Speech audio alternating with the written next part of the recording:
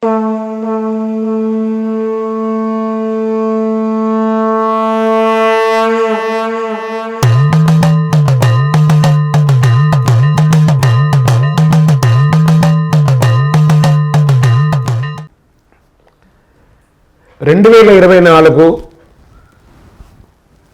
నుండి డిసెంబర్ వరకు ఉన్నటువంటి రాశి ఫలితాన్ని మనం ఇప్పుడు తెలుసుకోబోతున్నాము. జ్యోతిష్ శాస్త్రం అనేది ఒక గణితపూరితమైనటువంటి ఒక శాస్త్రం. ఏ గ్రహాలు ఎక్కడ ఉన్నాయి, ఏ స్థితిలో ఉన్నాయి, ఆ గ్రహాల యొక్క స్థితిగతిని బట్టి ఆ రాశి యొక్క మార్పులలో జరుగుతున్నటువంటి ఆ రాశుల యొక్క గ్రహాలన్నీ కూడా మార్పడం వల్ల ఆ రాశికి కలుగుతున్నటువంటి శుభాశుభ ఫలితాలన్నీ కూడా నిర్ణయించడం జరుగుతుంది. ఆంగ్ల నూతన సంవత్సర ప్రకారం జనవరి నుంచి మనము డిసెంబర్ వరకు చెప్పుకుంటాం. త్వరలో ఉగాది పంచాంగ శ్రవణం కూడా మనం తెలుసుకోబోతాం. ఈ సంవత్సరం ఏ రాశి వారికి బాగా ఉంది, ఏ రాశి వారికి ఎలా ఇబ్బందిగా ఏమైనా ఉన్నాయా అవన్నీ తెలుసుకోవడం కంటే కూడా నా రాశి ఈసారి చాలా బాగుంటుంది అని చెప్పి నూతన సంవత్సరం రోజు ఒక సంకల్పం తీసుకోండి. గోచార గ్రహస్థితులను దృష్టిలో పెట్టుకొని చెప్పడం జరుగుతుందండి. ఇది మీ యొక్క వ్యక్తిగత జాతకానికి సుమారుగా ఒక 30 నుంచి 40% మాత్రమే నేను చెప్పేది మీకు వర్తిస్తుంది. బాగా గుర్తించాలి. జాతకం, జ్యోతిష్యం పడుతున్న వర్షానికి ఒక గొడుగే కానీ జాతకం జీవితం కాదు. మీరు ఏదైతే వృత్తి చేస్తారో, మీరు ఏదైతే మీ జీవితంలో ముందుకు తీసుకొని వెళ్తారో అదే మిమ్మల్ని కాపాడుతుంది, కానీ జ్యోతిష్యం కాపాడదు. బాగా గుర్తుపెట్టుకోండి. జ్యోతిష్యం ఒక రిఫ్రెష్ బటన్ లాగా మాత్రమే. కంప్యూటర్లో రైట్ క్లిక్ చేస్తే ఎలా రిఫ్రెష్లో ఉంటుందో అలా రిఫ్రెష్ చేయడానికి కోసం మాత్రం ఉన్న ఒక చిన్న పరిక్రమ మాత్రమే ఇది. అందుకని జ్యోతిష్యం జీవితం కాదు. మళ్ళీ ప్రతి ఒక్కళ్ళు కూడాను మీ యొక్క సంపూర్ణ జాతకం తెలుసుకోవడానికి కోసం మీ పరిసర ప్రాంతాల్లో ఉన్నటువంటి సద్గురువుల్ని సంప్రదించండి, జ్యోతిషాస్త్ర నిపుణుల్ని సంప్రదించండి. వారిని గౌరవిస్తూ వారి ద్వారా తెలుసుకోండి. లేదా మా ఛానల్ ద్వారా మీరు తెలుసుకోవాలి అని అనుకుంటే ఈ కింద ఉన్నటువంటి మా నంబర్కి వాట్సప్ మాత్రమే చేయాలి. బాగా చెప్తున్నాను, కాల్ చేస్తే లేపమండి. వాట్సప్ మాత్రమే చేయాలి. వాట్సప్ చేసిన తర్వాత మేము రిప్లై ఇచ్చిన తర్వాత అప్పుడు కాల్ చేయొచ్చండి. మేము రిప్లై ఇవ్వకుండా మీరు కాల్ చేస్తే కాల్ లేపబడదు.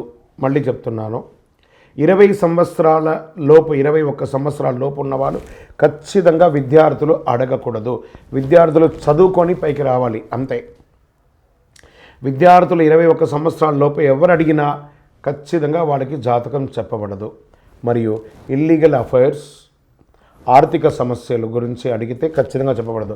మీరు అప్పులో లేకపోతే ఇంకోటి ఇబ్బందులో పడితే వ్యాపారమో ఉద్యోగం చేసి తీర్చుకోండి, కానీ జాతకం తెలుసుకోవడం వల్ల తీరుతుంది మాత్రం అనుకోవద్దు. ఇల్లీగల్ అఫైర్స్ ఖచ్చితంగా చెప్పనండి, బాగా గుర్తుపెట్టుకొని చెప్పడం జరగదు. తర్వాత పెద్దవాళ్ళైనటువంటి 60 సంవత్సరాల పైచిలకు వాళ్ళు, మీరు 60 తెలుగు సంవత్సరాలని పూర్తి చేస్తుంటారు కాబట్టి మీరు పెద్దవాళ్ళు, మీకు అన్ని రకాలుగా అన్ని జీవితంలో అన్నీ అనుభవించుంటారు కాబట్టి మీరు తెలుసుకోవాల్సిన అవసరం లేదు. దీన్ని సహృదయంతో స్వీకరించగలరు. శరణమయ్యప్ప. ఇంకొక విషయం ఏమంటే, గత నవంబర్, డిసెంబర్, ఈ జనవరి 15 వరకు ఈ అయ్యప్ప దీక్షలో ఉండడం వల్ల ఎవరైనా మమ్మల్ని సంప్రదించుంటే మీకు సమయానికి రిప్లై ఇవ్వకుండా పోయి ఉండొచ్చు. జనవరి 15 తర్వాత తప్పకుండా నేను మీకు అందరికీ అందుబాటులో ఉంటాను. అప్పటి వరకు వాట్సాప్లో మెసేజ్ పెట్టండి. అవకాశం ఉన్నప్పుడు నేను మీకు తప్పకుండా చూస్తాను. ఇప్పుడు ఈ ఆంగ్ల నూతన సంవత్సరం 12 రాసులకి ఎలా ఉంది? సద్గురు జ్యోతిషాలయం జ్యోతిషాస్త్రరీత్యా 12 రాసుల్లో ముందుగా మొట్టమొదటి రాశి మేషరాశి. అశ్విని నక్షత్రం 1, 2, 3, 4 పాదములు, భరణి నక్షత్రం 1, 2, 3, 4 పాదములు, కృత్తికా నక్షత్రం మొదటి పాదానికి జన్మించిన మీరు మేషరాశి వారిగా పరిగణించబడుతున్నారు. ఈ సంవత్సరం 2024లో మేషరాశి ఫలితాలను చూస్తే గురువు, శని, రాహు, కేతువులు ఎలా ఉన్నాయని తెలుసుకుంటే, గురుగ్రహం మేషరాశిలో సంచరిస్తూ మే 1వ తేదీన ధనస్థానంలో వృషభంలోకి ప్రవేశిస్తున్నాడు. శని లాభస్థానంలో ఉంటూ జూన్ 30న వక్రగతిని పొందుతాడు. మళ్ళీ నవంబర్ 15 నుండి సక్రమ స్థితిని సంచరిస్తాడు. 12వ స్థానంలో రాహువు, 6వ స్థానంలో కేతువు సంచారం జరుగుతుంది. గురువు మీ లగ్నానికి కానీ రాశికి శుభుడే. గురువు మీ రాశిలో ఉన్నప్పుడు మీకు మానసిక పరిపక్వత కలిగిస్తాడు, ఆరోగ్యాన్ని, అద్భుతమైనటువంటి ఆరోగ్యాన్ని ఇస్తాడు, ప్రయాణాలు ఎక్కువ చేయిస్తుంటారు. మే 1 తర్వాత మీకు మంచి ఆర్థికమైనటువంటి ఫలితాలు, వ్యాపారం, ఉద్యోగం, వ్యవహారం అన్నింటిలోనూ అందుబాటులో ఉంటారు.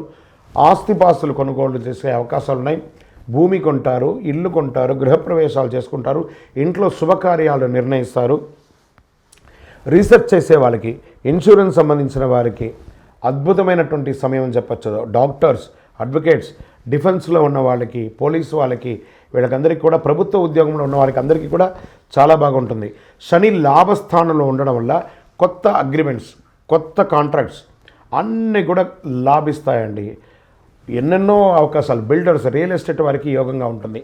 శని లాభస్థానం ఉన్నప్పటికీ తృతీయంలో సప్తమాధిపతి బుధుడు ఉన్నాడు కాబట్టి తృతీయ స్థానం, షష్ఠ స్థానం వ్యాపారాన్ని సూచిస్తుంది. కాబట్టి మీ జాతకంలో బుధుడు ఏ స్థానంలో ఉన్నాడో గమనించి కొత్త పనులు ప్రారంభించండి.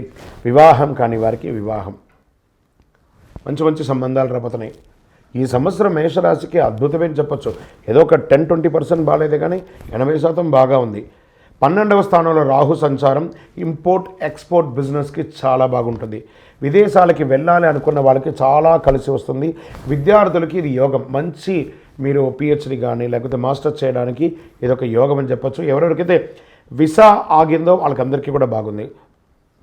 శని భగవానుడు 30 జూన్ నుండి 15 డిసెంబర్ వరకు వక్రిస్తున్నాడు. ఇది ముఖ్యంగా ధనయోగాన్ని ఇస్తున్నాడు.